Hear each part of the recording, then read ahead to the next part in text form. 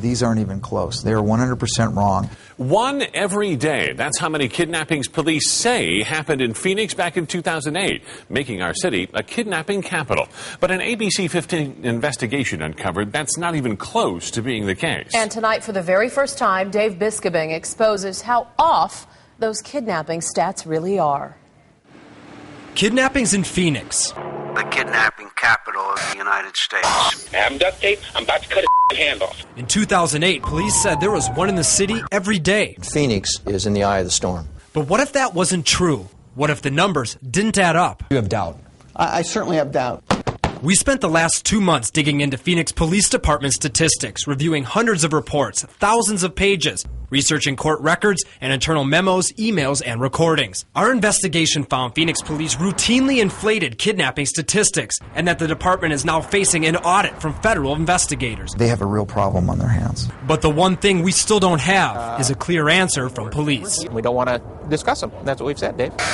It all starts with this list provided to us by the Phoenix Police Department. It's every report counted as a kidnapping in 2008. Add them up and there's a total of 358.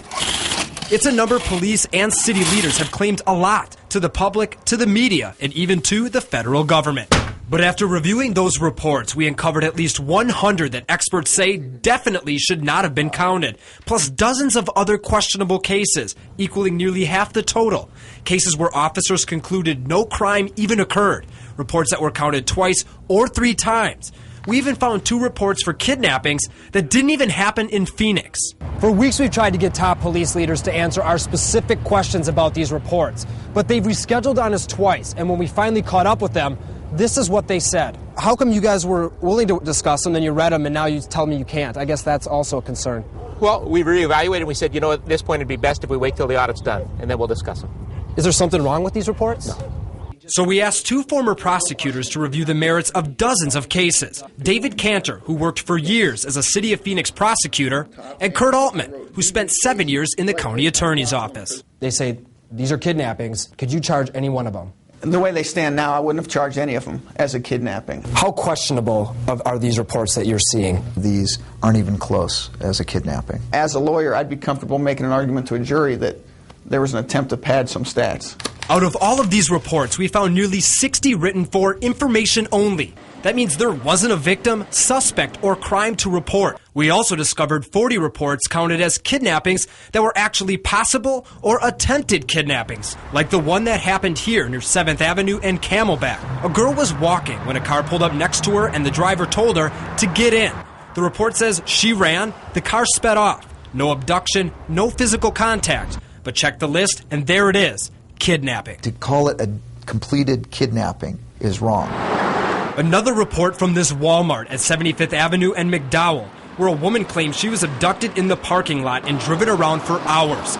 But when officers checked surveillance video, they watched her get into her car and drive away, alone. No kidnapping here, but it's on the list. Certainly that would have been a kidnapping if it had taken place, but the investigation determined that she wasn't telling the truth. It didn't happen. It was a story that she made up. The city reported one case 3 times, once as the main report, and then twice as supplements, showing police impounded 2 vehicles. Those 2 supplements were counted as kidnappings. We dug up 4 reports with no other purpose than to document a vehicle impound. None of them were kidnappings. Phoenix police left this report on the list. It's a legitimate kidnapping. The problem is, it happened in Glendale. A Glendale detective asked a Phoenix officer to translate for a suspect. The crime happened in Glendale, was investigated by Glendale, and here's the Glendale report. And that's not the only time. We even found they counted a possible kidnapping that happened in Houston, Texas. And take a look at this one.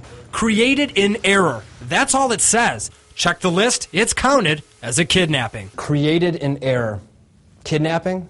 Kidnapping, well, the title certainly said kidnapping. There wasn't any facts at all or an investigation at all, and it apparently was included. Then that's completely out of line.